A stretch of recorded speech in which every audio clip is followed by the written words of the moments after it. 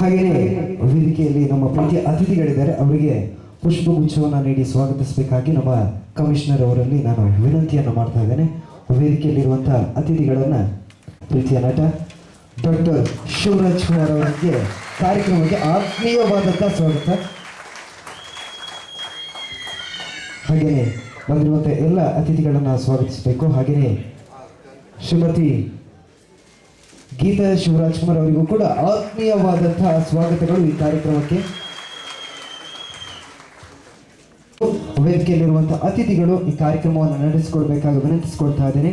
Doctor Shivraj Kumar ದಂಪತಿಗಳು, ಹಾಗೆಯೇ ನಮ್ಮ ನೆಚ್ಚಿನ ಕಮಿಷನರ್ ಶಶಿಕುಮಾರ್ ಸರ್, ತಾವೆಲ್ಲ ಜೊತೆಯಾಗಿ ವೇದಿಕೆಯಲ್ಲಿರುವ ಅತಿಥಿಗಳೆಲ್ಲರೂ ಜೊತೆಯಾಗಿ ಈ ಕಾರ್ಯಕ್ರಮವನ್ನು ನಡೆಸಿಕೊಡಬೇಕು.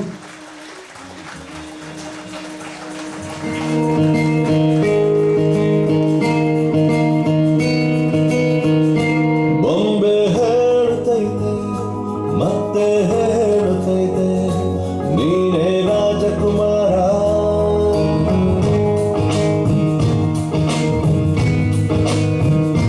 ಬೊಂಬೆ ಹೇಳುತ್ತೈತೆ ಮತ್ತೆ ಹೇಳುತ್ತೈತೆ ನೀನೇ ರಾಜಕುಮಾರ,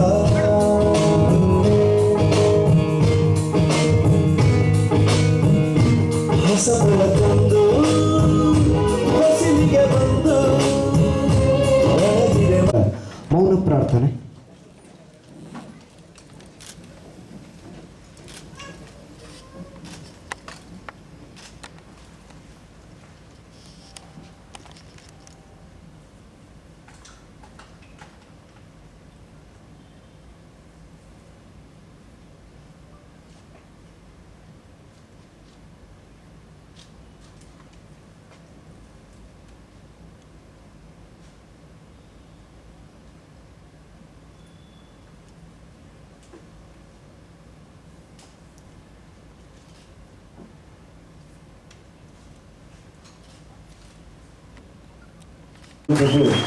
ಜೊತೆಯಾಗಲಿ.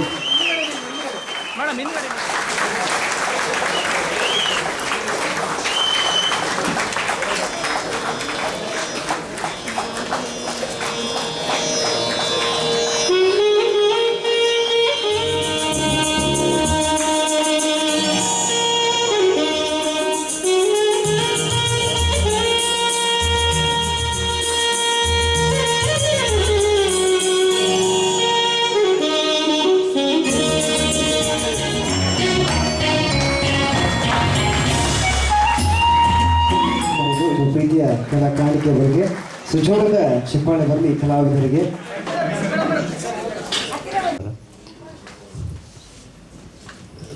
ಈ ಥರ ಸಮಾರಂಭದ ಮಾತಾಡೋದು ಸ್ವಲ್ಪ ನೋವು ಸಂಕಟ ಆಗೇ ಆಗುತ್ತೆ, ನಿಮ್ಮೆಲ್ರಿಗೂ ಗೊತ್ತಿದೆ. ಯಾಕಂದರೆ ಆಲ್ಮೋಸ್ಟ್ ಇವಾಗ ಒಂದು 6 ತಿಂಗಳಾಯಿತು. ಅದು ಡೇ ಬೈ ಡೇ ಅದು ಕಮ್ಮಿ ಆಗಲ್ಲ. ಆ್ಯಕ್ಚುಲಾಗಿ ಆ ನೋವು ಅನ್ನೋದು ಯಾವಾಗಲೂ ಇರುತ್ತೆ. ಯಾಕಂದರೆ ನಮಗಲ್ಲ, ಎಲ್ಲ ಇಡೀ ಕರ್ನಾಟಕ ಜನತೆ ಎಲ್ಲೆಲ್ಲಿ ಅಭಿಮಾನಿಗಳಿದ್ದಾರೆ, ಅಪ್ಪು ಅಭಿಮಾನಿಗಳಿದ್ದಾರೆ. ನಾರ್ಮಲ್ ಪೀಪಲ್ಸ್ಗೆ ಅಭಿಮಾನಿಗಳು ಮಾತ್ರ ಅಂತಲ್ಲ, ಪ್ರತಿಯೊಬ್ಬರಿಗೂ ನಾರ್ಮಲ್ ಪೀಪಲ್ಸ್ಗೆ, ಹ್ಯೂಮನ್ ಬೀಯಿಂಗ್ಸ್ಗೆ ಒಂದು ಫೀಲ್ ಆಗಿದೆ. ನೋವಾಗುತ್ತೆ ಆ್ಯಕ್ಚುಲಾಗಿ ಅದ್ರ ಬಗ್ಗೆ ಎಲ್ಲ ಮಾತಾಡಬೇಕು ಅಂದರೆ. ಅವನ ಬಗ್ಗೆ ಇನ್ನೂ ಚಿಕ್ಕವನು, ಸೊ ಅವನ ಬಗ್ಗೆ ಅಣ್ಣ ಮಾತಾಡೋದಂದರೆ, ಅವನ್ನ ಕಳ್ಕೊಂಡು ಮಾತಾಡೋದಂದರೆ ಅದೊಂದು ಯಾವಾಗಲೂ ತುಂಬ ನೋವು. ಬಟ್ ಅದು ಬಿಟ್ಟರೆ ಅವನ್ನ ನಿಜವಾಗ್ಲೂ ಚಿಕ್ಕ ವಯಸ್ಸಲ್ಲಿ ನಾನು ಸೂಪರ್ ಸ್ಟಾರಾಗೆ ನೋಡಿರೋದು. ಅವನ್ನ ಹುಟ್ಟಿದಾಗಲೇ ಒಂದು ಸೂಪರ್ ಸ್ಟಾರ್. ಹುಟ್ಟಿದಾಗಲೇ ಪ್ರೇಮದ ಕಾಣಿಕೆ ಮಾಡಿಬಿಟ್ಟ. ಅಲ್ಲಾದಮೇಲೆ ಎಂಡ್ವರೆಗೂ, ಅದಾದಮೇಲೆ ಒಂದು ಸ್ವಲ್ಪ ದಿನ ಆದಮೇಲೆ ನಾವೆಲ್ಲ ಹೀರೋ ಅದಾದಮೇಲೆ ತಿರ್ಗಿ ಅಪ್ಪು ರೀಲಾಂಚ್ ಆದ, ಅಪ್ಪು ಮೂಲಕ ತಿರ್ಗಿ ಅವಾಗಲೂ ಸೂಪರ್ ಸ್ಟಾರ್, ಯಾವಾಗಲೂ ಸೂಪರ್ ಸ್ಟಾರ್ ಆಗಿದ್ದ. ಜೊತೆಲಿ ಸೂಪರ್ ಸ್ಟಾರ್ಡ್ ಮಾಡ್ತಾನೆ, ಆ್ಯಕ್ಟ್ ಮಾಡ್ತಾನೆ, ಡ್ಯಾನ್ಸ್ ಮಾಡ್ತಾನೆ, ಎಲ್ಲ ಇದ್ದಿದ್ದೆ ಒಂದು ಆ್ಯಕ್ಟ್ರಿಗೆ. ಬಟ್ ಅಪಾರ್ಟ್ ಫ್ರಮ್ ದಟ್ ಇನ್ನೊಂದು ಮಾನವೀಯತೆ, ಒಂದು ಹ್ಯುಮ್ಯಾನಿಟಿ ಅನ್ನೋ ಒಂದು ವರ್ಡ್ಗೆ ಒಂದು ದೊಡ್ಡ ಎಕ್ಸಾಂಪಲ್ ಆದ ಅವನು. ಯಾಕಂದರೆ ನಾವೇನು ಮಾಡ್ತೀವಿ ಅಂತ ನಾವು ಮಾತಾಡ್ಕೊಳ್ಳೋದೇ ಇಲ್ಲ. ಹಿಂಗೆ ಮಾಡ್ತಿದ್ದೀನಿ, ಅವ್ನು ಯಾವತ್ತೂ ನನಗೂ ಹೇಳಿಲ್ಲ, ನಾನು ಹೇಳಿಲ್ಲ. ನಾವು ಆ ಥರ ಮಾತಾಡೋದಿಲ್ಲ. ಏನೇ ಇದ್ರೂ ಸಿನಿಮಾ ಬಗ್ಗೆ ಮಾತಾಡ್ತೀವಿ ಅಷ್ಟೇ ಹೊರತು ಅದರ್ವೈಸ್ ನಥಿಂಗ್ ಎಲ್ಸ್ ಯಾವತ್ತೂ ಮಾತಾಡಿದ್ದಿಲ್ಲ. ಬಟ್ ಇದಾದಮೇಲೆ ಇಷ್ಟೆಲ್ಲ ಮಾಡಿದ್ದೀನಿ ಅಂದರೆ ನಿಜವಾಗ್ಲೂ ತುಂಬ ಹೆಮ್ಮೆ ಅನಿಸುತ್ತೆ ವಿಷಯದಲ್ಲಿ. ಏನು ಮಾಡೋಕ್ಕಲ್ಲ, ದೇವರು ಆದಷ್ಟು ಬೇಗ ಅವನ್ನ ಕರ್ಕೊಂಬಿಟ್ಟಿದ್ದು ಎಲ್ಲರಿಗೂ ಒಂದು ನೋವಿನ ಸಮಾಚಾರ. ಇರಲಿ, ಆದ್ರೂ ನಾವು ಇಲ್ಲ ಅಂತ ಅನ್ಕೊಳ್ಳೋದು ಬೇಡ, ಖಂಡಿತ ಇದ್ದಾನೆ. ಇನ್ನು ಮುಂದೆ ನಾವು ಯಾವತ್ತೂ ಅವನ್ನ ಈ ರೂಪದಲ್ಲಿ ನೆನೆಸ್ಕೊಳ್ಳೋದು ಬೇಡ, ಅವನ್ನ ಸೆಲೆಬ್ರೇಟ್ ಮಾಡಬೇಕು.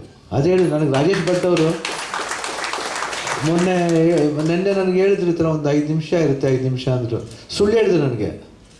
ಈ ರೀತಿ ಇದೆ ಅಂತ ಗೊತ್ತಿದ್ರೆ ಸತ್ಯವಾಗ್ಲೂ ನಾ ಇವತ್ತು ಇದ್ಬಿಟ್ಟು ನಾಳೆ ಬೆಳಿಗ್ಗೆ ಹೋಗ್ತಿದ್ದೆ.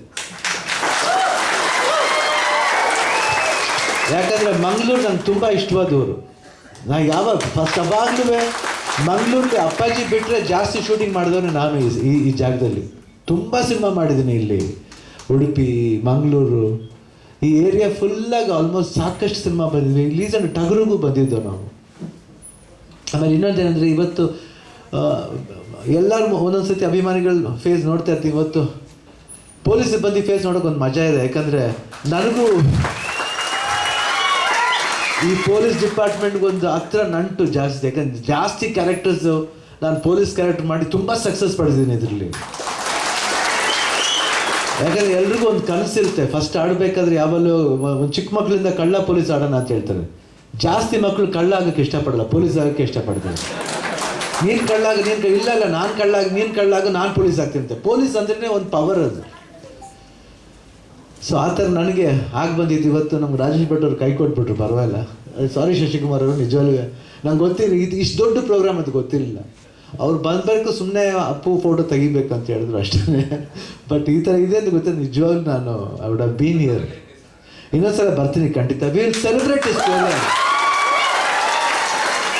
ಯಾಕಂದರೆ ಅಪ್ಪಾಜಿ ಅವರು ಯಾವಾಗಲೂ ಕೆಂಪಯ್ಯ ಅವರು ಬೇಕಾದ್ರೆ ಗೊತ್ತಿರುತ್ತೆ ಅಂತ ಕಾಣುತ್ತೆ, ಸಾಕಷ್ಟು ಮ್ಯೂಸಿಕಲ್ ನೈಟ್ಸ್ ಮಾಡಿದ್ದಾರೆ ಎಲ್ಲ ಕಡೆನೂ. ಅವರು ಮಂಗಳೂರಲ್ಲೂ ಮಾಡಿದ್ರು ಒಂದ್ಸಲ. ನಾವು ಬಂದಿದ್ದು, ನಾವು ಇಡೀ ಫ್ಯಾಮಿಲಿ ಬಂದು ಇಲ್ಲಿ ಹಾಡು ಹೇಳಿ, ಅಪ್ಪಾಜಿಯವರು ಸಾಕಷ್ಟು ಒಂದು ಸಮಾರಂಭ ಇಲ್ಲಿ ಆಗಿದೆ. ಸೊ ಒಂದು ಆ ಥರದ ನಂಟಿದೆ.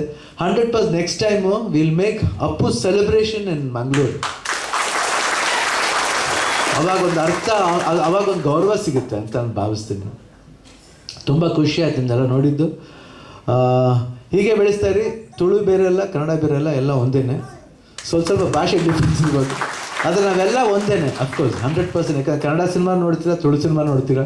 ಇವಾಗ ನೋಡಿ, ತುಳು ನಿಮ್ಮ ಊರಿನವರೇ ಒಬ್ಬರು ಕಾಮತ್ ಅಂತವರು, I think he has open one app called talkies app ಅಂತ ಓಪನ್ ಮಾಡಿದ್ದಾರೆ. ಎಷ್ಟು ದೊಡ್ಡ ಮನುಷ್ಯರು ನೋಡಿ, ಒಂದು ಒಳ್ಳೆ ಆ್ಯಪ್ ಕನ್ನಡಕ್ಕೋಸ್ಕರ ಮಾಡಿರೋ ಒಂದು ಆ್ಯಪ್. ಭಾಳ ಖುಷಿಯಾಗುತ್ತೆ. ಅದು ಕನ್ನಡಕ್ಕೂ ಇದೆ, ತುಳುಲೂ ಇದೆ. ಅದು ನಮಗೆ ಭಾಳ ಖುಷಿ ಆಯಿತು. ಅದಕ್ಕೆ ನಾನು ಹೇಳ್ಬೇಕು ಅಂತ ಅನಿಸೋದಕ್ಕೆ ಹೇಳಿದೆ. ಸೊ ನಿಮ್ಮೆಲ್ಲರೂ ನೋಡಿ, ಥ್ಯಾಂಕ್ ಯು ಶಶಿಕುಮಾರ್ ಅವರು, thanks everybody. Thank you sir, thanks ಅಲ್ಲ. ಆ್ಯಂಡ್ ಥ್ಯಾಂಕ್ ಯು ರಾಜೇಶ್ ಅವರು. ಆ್ಯಂಡ್ ತಿರ್ಗಾ ಬರ್ತೀನಿ. 100% ಜಾಸ್ತಿ ಹೊತ್ತು ಕಾಲ ಕಳಿತೀನಿ ಇವತ್ತು. 100%. Thank you sir. ನಿಮಗೊಂದು ಪ್ರಶ್ನೆ ಸರ್ ನನ್ನಿಂದ. ತಾವುಗಳು ಇನ್ಸ್ಪೆಕ್ಟರ್ ವಿಕ್ರಮಿಂದ ಹಿಡ್ಕೊಂಡು ರುಸ್ತುಮ್ವರೆಗೂ ಪೊಲೀಸ್ ಪಾತ್ರಧಾರಿಯಾಗಿ ಸಿನಿಮಾಗಳನ್ನ ಮಾಡಿದ್ದೀರಿ. ಮತ್ತೆ ತಾವಂತ ಯಾವ್ದಾದ್ರು ಪ್ರಾಜೆಕ್ಟಲ್ಲಿ ಭಾಗವಹಿಸ್ತೀರಾ ಸರ್? ಮತ್ತೆ ಅಂತ ಪೊಲೀಸ್ ಪಾತ್ರಗಳನ್ನ ನಿರ್ವಹಣೆ ಮಾಡ್ತಕ್ಕಂತಹ ಬರ್ತಾ ಇದೆ. Thank you sir. ಮೋಸ್ಟ್ಲಿ ಟಗರು 2ನೇ ಆಗ್ಬೋದು. ನಾವೆಲ್ಲ ಅದನ್ನ ತುಂಬ ಆಸಕ್ತಿಯಿಂದ ಕಾಯ್ತೇವೆ ಸರ್. ನಮ್ಮ CP ಸಾಹೇಬರು ನಿಮ್ಮ ಟಗರು ಸಿನಿಮಾದ ಹಾಡನ್ನು ಬಹಳ ಖುಷಿಯಿಂದ ಹಾಡ್ತಾರೆ.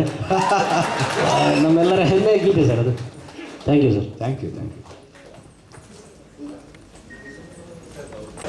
ಸರ್ ನಮಸ್ತೆ ಸರ್. ನಮಸ್ಕಾರ ಸರ್, ನಾನು ಫಸ್ಟ್ ಟ್ಯಾಕ್ಸಲ್ಲಿ ಫಿಲ್ಮ್ ನೋಡಿದಂದ್ರೆ 4ನೇ ಕ್ಲಾಸಲ್ಲಿ ಜನ್ಮದ ಜೋಡಿ ಸರ್ ಫಸ್ಟ್ ನಾನು ನೋಡಿದ್ದು. ತುಂಬ ಖುಷಿ ಆಯ್ತು ಸರ್.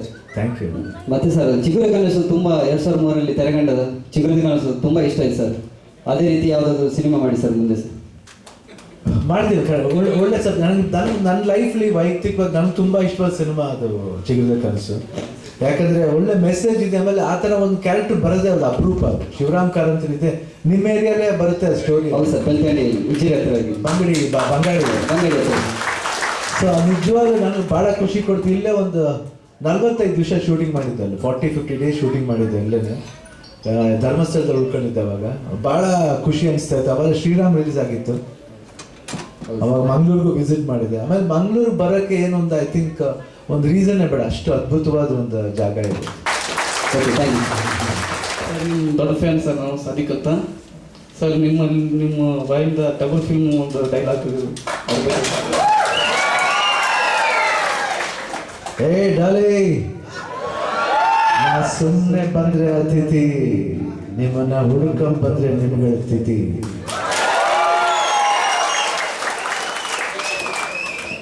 ಸಿಬ್ಬಂದಿಗಳಿಗೆ ಒಂದು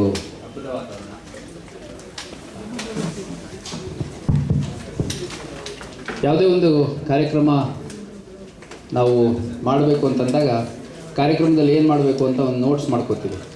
ಆದರೆ mostly for the first time ಒಂದು ಕಾರ್ಯಕ್ರಮಕ್ಕೆ ಯಾವುದೇ ಒಂದು ಪ್ರಿಪ್ರೇಷನ್ ಇಲ್ಲದೆ ಧೈರ್ಯವಾಗಿ ನಾನು ವೇದಿಕೆಯಲ್ಲಿ ಮಾತನಾಡಲಿಕ್ಕೆ ಬಂದಿದ್ದೀನಿ. ಅದಕ್ಕೆ ಕಾರಣ ನಾನು ಶಿವರಾಜ್ ಕುಮಾರ್ ಅವರ ದೊಡ್ಡ ಫ್ಯಾನ್ ಅನ್ನುವಂಥದ್ದು.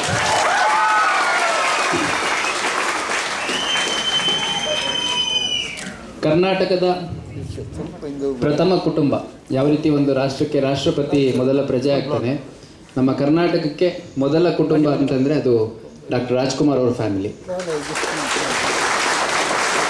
ಈ ಒಂದು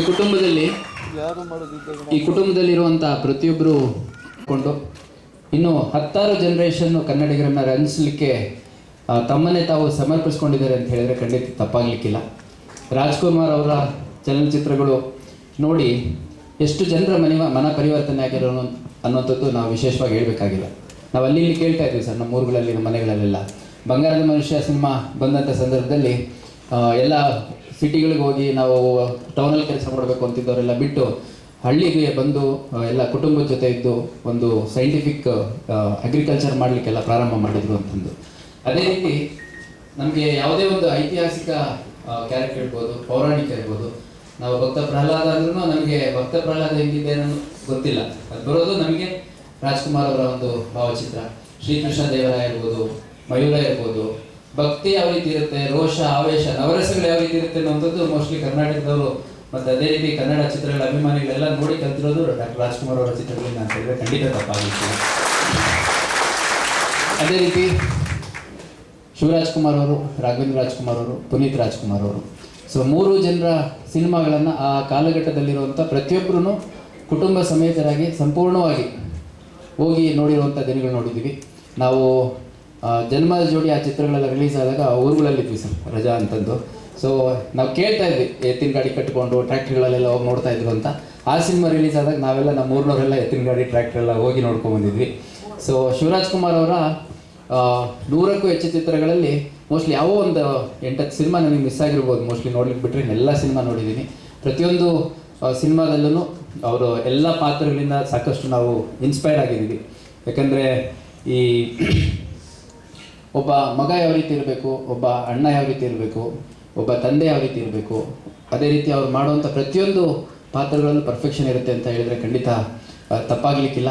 ಅದೇ ರೀತಿಯಾಗಿ ರಾಜ್ಕುಮಾರ್ ಅವ್ರ 3 ಮಕ್ಕಳಿಗಿಂತ ಹೆಚ್ಚಾಗಿ ನಮ್ಮ ಚಿತ್ರರಂಗದ ಸೇವೆಯನ್ನು ಅತ್ಯಂತ ಶಾಂತವಾಗಿ ಸೈಲೆಂಟಾಗಿ ಮಾಡಿದಂಥವರು ಪಾರ್ವತಮ್ಮ ರಾಜ್ಕುಮಾರ್ ಅವರು. ಸುಮಾರು 100ರಷ್ಟು ಚಿತ್ರಗಳನ್ನು ಪ್ರಪಂಚದ ಬೇರೆ ಯಾವುದೇ ಒಬ್ಬ ನಿರ್ಮಾಪಕಿ ನಿರ್ಮಾಣ ಮಾಡಿಲ್ಲ ಅಂತಂದರೆ ಅದು ಉತ್ಪ್ರೇಕ್ಷೆ ಅಲ್ಲ. ಮತ್ತು ಎಲ್ಲ ಚಿತ್ರಗಳು ಬಹಳ ದೊಡ್ಡ ಮಟ್ಟಿನ ಯಶಸ್ಸು ಕಾಣ್ತಿದ್ವು ಅನ್ನೋದು ಕೂಡ ಅಷ್ಟೇ ಸತ್ಯ. ಮತ್ತು ನಾವು ಪಾರ್ವತಮ್ಮ ರಾಜ್ಕುಮಾರ್ ಅವರ ಕೆಲವು ಇಂಟರ್ವ್ಯೂಸನ್ನು ನೋಡಿದ್ವಿ. ಎಷ್ಟು ಭಾವನಾತ್ಮಕವಾಗಿ ಅವರು ಚಿತ್ರಗಳ ಜೊತೆ ತೊಡಗಿಸ್ಕೊಂಡಿದ್ರು ಅಂದರೆ ಅವ್ರು ಹೇಳ್ತಾರೆ, ಕೆಲವು ಚಿತ್ರಗಳಲ್ಲಿ ಅಕಸ್ಮಾತ್ ಟ್ರಾಜಿಕ್ ಎಂಡ್ ಇದ್ದರೆ ಅಥವಾ ಕ್ಲೈಮ್ಯಾಕ್ಸಲ್ಲಿ ರಾಜ್ಕುಮಾರ್ ಅವ್ರಿಗೆ ಏನಾದರೂ ಡೆತ್ ಆಗುವಂಥದ್ದು ಅಥವಾ ಮನೆ ಬಿಟ್ಟು ಹೋಗುವಂಥದ್ದು, ಆ ಥರದ್ದು ನಾನು ನೋಡೇ ಇಲ್ಲ ಕ್ಲೈಮ್ಯಾಕ್ಸು ಅನ್ನುವಂಥದ್ದು. ಮತ್ತು ಹೀರೋ ಕೇವಲ ಆನ್ ಸ್ಕ್ರೀನ್ ಇರೋದು ಅಷ್ಟೇ ಅಲ್ಲ, ಆಫ್ ಸ್ಕ್ರೀನ್ ಕೂಡ ಇರಬೇಕು ಅನ್ನೋಂಥದ್ದನ್ನು ಭಾಳ ಬಲವಾಗಿ ಪ್ರತಿಪಾದನೆ ಮಾಡ್ತಿದ್ದಂಥವ್ರು. ಅದೇ ರೀತಿಯಾಗಿ ನಮ್ಮ ಡಾಕ್ಟರ್ ಶಿವರಾಜ್ ಕುಮಾರ್ ಅವರ ಶ್ರೀಮತಿ ಗೀತಾ ಶಿವರಾಜ್ ಕುಮಾರ್ ಅವರು ಕೂಡ ಶಿವಣ್ಣ ಅವರ ಈ ಒಂದು ಯಶಸ್ಸಿನಲ್ಲಿ ಸಮಪಾಲನ್ನು ಹೊಂದಿದ್ದಾರೆ ಅನ್ನೋಂಥದ್ದನ್ನು ನಾವು ಕೇಳಿ ತಿಳಿದಿದ್ದೀವಿ. ಮತ್ತು ಭಾಳಷ್ಟು ಜನ ಯುವ ಕಲಾವಿದರು ಶಿವರಾಜ್ ಕುಮಾರ್ ಅವ್ರನ್ನ ಎಷ್ಟು ಪ್ರೀತಿಸ್ತಾರೋ ಅದಕ್ಕಿಂತ ಹೆಚ್ಚು ಆತ್ಮೀಯತೆ ಮತ್ತು ಪ್ರೀತಿಯನ್ನು ಶ್ರೀಮತಿ ಗೀತಾ ಶಿವರಾಜ್ ಕುಮಾರ್ ಅವ್ರ ಹತ್ರ ಇಟ್ಕೊಂಡಿದ್ದಾರೆ ಅನ್ನೋಂಥದ್ದು ನಾವೆಲ್ಲ ನೋಡಿರುವಂಥ ವಿಷಯ.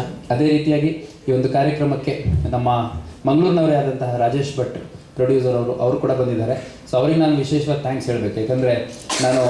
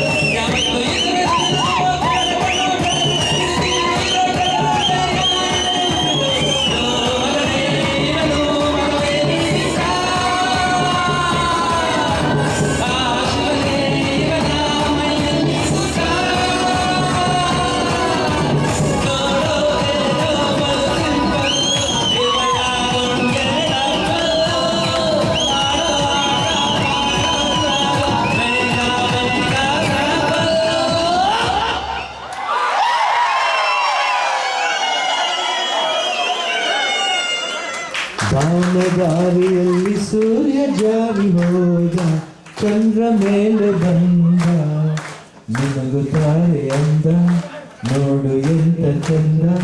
ರಾತ್ರಿ ಆಯ್ತು ಮಲಗು ನನ್ನ ಪುಟ್ಟ ಕಂದ, ನನ್ನ ಪುಟ್ಟ ಕಂದ. ದಾರಿಯಲ್ಲಿ ಸೂರ್ಯ ಜಾರಿ ಹೋದ, ಚಂದ್ರ ಮೇಲೆ ಬಂದ, ನಿನಗೂ ತಾರೆ ಅಂದ, ನೋಡು ಎಂತ ಚಂದ. ರಾತ್ರಿ ಆಯ್ತು ಮಲಗು ನನ್ನ ಪುಟ್ಟ ಕಂದ, ನನ್ನ ಪುಟ್ಟ ಕಂದ.